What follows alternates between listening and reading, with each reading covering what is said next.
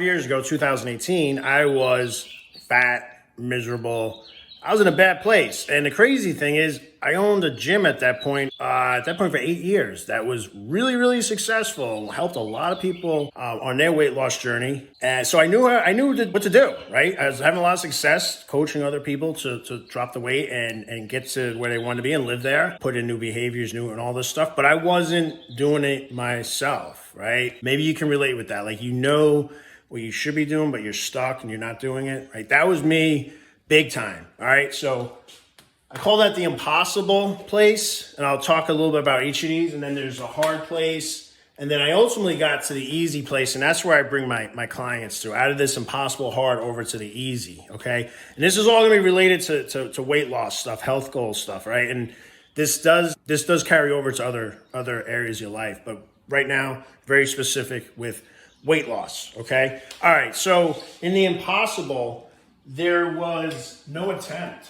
So what does that look like? Well, that means like not consistently exercising, not having any plan around healthy eating at all, right? And I had the results to show for it. I'll put here's my picture. I was fat, I was down, I was miserable, okay? Nothing is happening as far as healthy eating and consistent exercise, okay? So no attempt, super stuck. My mindset was, why even try? And I'll get into why I was there, and maybe you can relate to this, all right? And the hard is when we try, okay? And I put that in quotes because it's language is important, all right? And what this typically looks like, and I did this many, many times, maybe you can relate to this, is the yo-yoing. It's I'll start on Monday and then having some crazy plan of too little food, too much, some crazy workout thing, combination, depending on willpower, still having a bunch of these old limiting beliefs, which I'm going to talk about in a minute, and trying, and then usually throwing the towel in by, say, Wednesday or Thursday, going through this negotiation of, well, I'll eat and drink everything I want this weekend, and then on Monday I'll really, really try, but maybe it's a few weeks or months until we try again, right? So this is the hard place, okay? And then easy is you just do the do. Easily. And, the doing to do is, sticking with healthy eating majority of the time and consistently exercising. And it's easy. Okay.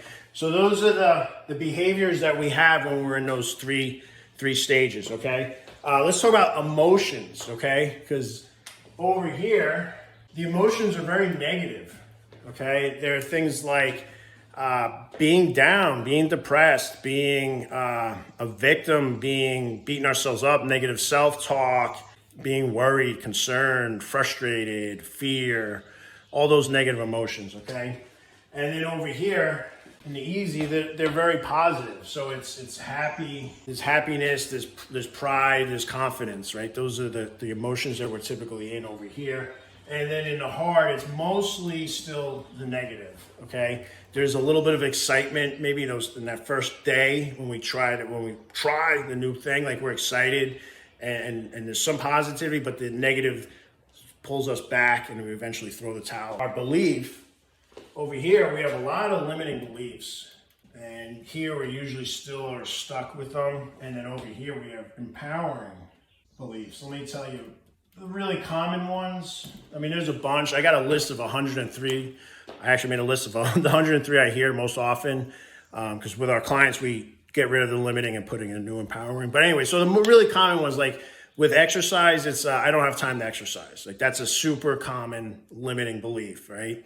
And I believe that over here, which is completely insane because at the time I spent on average 8 hours a day in my in-person gym that I owned, that I had 24/7 access to, right? Like at any moment I could go work out. I had every piece of equipment possible, right? And all of the knowledge to know how to I had no excuses, right?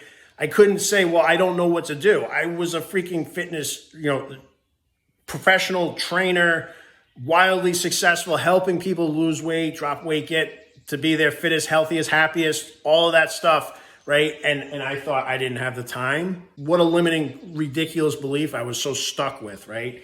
Over here, we have an empowering belief. So now the way I view exercise is I love it. I look forward to it. I easily do it. I love how it makes me feel. Mentally, it's great for me. Like I mean, and I can look at my numbers. In 2018, I tracked it and I worked out 32 times in the entire year. It's ridiculous, right? I own a gym. I worked out 32 times in a year. Insane. Last year was like 315 times, right?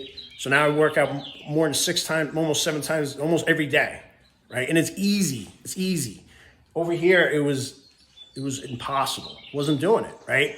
Another limiting belief, super common around food, is like healthy eating is gross, right? People just think, oh, it's gross to eat healthy, right? Super limiting belief. I ate pretty crappy when I was over here. Lots of junk food, too much, right? And obviously that's what contributed to me getting fat and all that.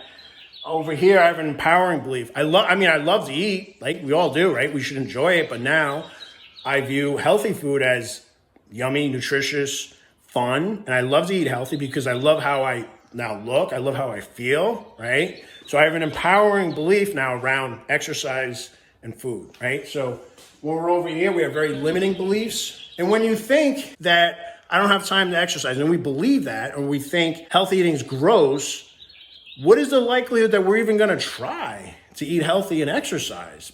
Pretty low to none, right? So like there's not even really a real attempt being made to hit the goal with weight loss, right? If those are the beliefs we're walking around with. All right, so I spent a lot of time over here, a bunch of attempts here, and then I finally got over here where it's easy. And that's what I help my clients with. The big question to know where you're at, and you can do this to yourself, right? Or when I'm working with my clients, this is a big question. Am I worthy of being my fittest, healthiest, happiest, best version? Okay? Am I worthy? Be honest with yourself. When you're over here in the impossible, you don't think that you're worthy. I didn't think I was worthy of being fit, healthy, happy, my best version. When I get over here to easy, I know I'm worthy. I know every human being on this planet is 100% worthy, deserving, and can become the happiest, healthiest, best version of themselves, okay? But we get stuck with this belief of not thinking that we're worthy, that we're deserving, that we can do it when we're over here in this impossible place, okay? And then occasionally I would go over here to the hard. And the hard is when we make this crazy plan, whatever, it's some crazy diet thing, some fad diet, whatever, some potions, I'm gonna drink these shakes, eat these, whatever, right? Or some insane, way too much workout thing, some combination of the two, right? We've all tried all the million different things there is, right? And typically it looks like this. For me, it was like, all right, on Monday, I'm really gonna start. I'm gonna cut back my food. I'm gonna work out twice a day. That's what I would typically do, something along those lines, right? Monday would be good, I was excited, I did it. Tuesday, Wednesday, Thursday, it starts to get harder because all these old limiting beliefs, all my negative emotions rear up. I don't think I'm worthy. And then by like Thursday, I'd be like, you know what, F this, throw the towel in, and I'd play a game with myself. I'd say, you know what, this weekend, I'm gonna eat and drink everything, get it out of my system. Whatever that means, right? That's what I would tell myself. And on Monday, I'll really do it this time, right? Depending on willpower, I was gonna grind my way through it. You know, occasionally we have some success with that. But the problem is, like the studies show, 97% of people who hit their goal weight gain the weight back plus inside of 2 years. What that tells me, that was me, what that tells me is we didn't take care of the limiting beliefs. We didn't take care of knowing that you were, all the emotions, right? We didn't take care of that stuff, the mindset. We didn't optimize our mindset. And we got pulled back. We didn't make that identity shift. We still had this identity. And we get to the goal and then we get pulled back. We gain the weight plus, right? Super common. 97% of people this happens to. When you get over here, you do the do easily, right? Which is because we have those positive emotions, the confidence, the happy, the proud. We have the empowering beliefs. We get rid of the limiting beliefs and we put in new empowering beliefs. I gave you the example on time and food, right? And we know that we're worthy and that we're deserving, that we can do it, right? So that's the secret to getting out of that stuck place where we're not even trying, or then sometimes we go to the hard place where we try, but we have some crazy plan that's not, right, sustainable. We're not dealing with the limiting beliefs. We're not dealing with the emotions, right? We're not addressing, that's all mindset stuff.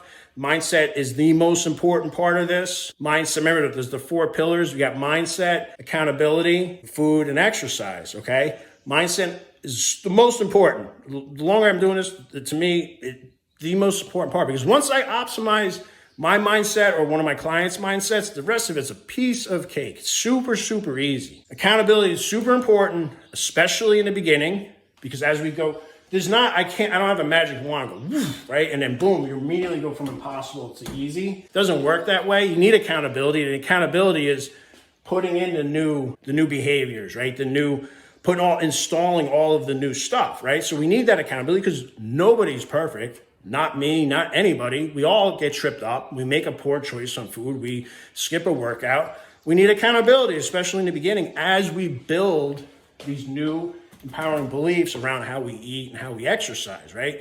So the 4 pillars, mindset, accountability, super important in the beginning. And then obviously food and exercise are part of it, but they're really not as big of a part as maybe you might think, because most of my clients, when they start me, they think it's all like, what's the magic food thing? What's the magic exercise? It's really not. It's having a sustainable plan around both. A sustainable way of eating healthy that will get us to our goal and then allow us to live there forever, right? It doesn't mean like we eliminate having cake or eliminate having the yummy things, whatever they are. Like there's a moderation aspect to it. But majority of it's, healthy eating, right? So a healthy, sustainable food plan, just regular food, doesn't need to be like, we don't do I haven't sold a supplement in 13 plus years. Like it's not necessary. There's no like magic protein, right? I'm off ranting now, sorry. And then the empowering belief around exercise, like showing up powerfully every day for yourself for 20, 30 minutes, making yourself a priority, right? Because then you're able to show up that much more powerfully for not only yourself, but all of the things that are important in your life. Whether that's your kids, your spouse, your career, the things in your life that are important. When you take care of yourself, make yourself a priority, you can show up that much more powerfully for them and all those things. But the biggest thing over here is that you in your core will know that you are worthy of being your fittest, your healthiest, your happiest, your best version. And everybody on this planet is worthy, deserving, and can do it. Hope this was helpful.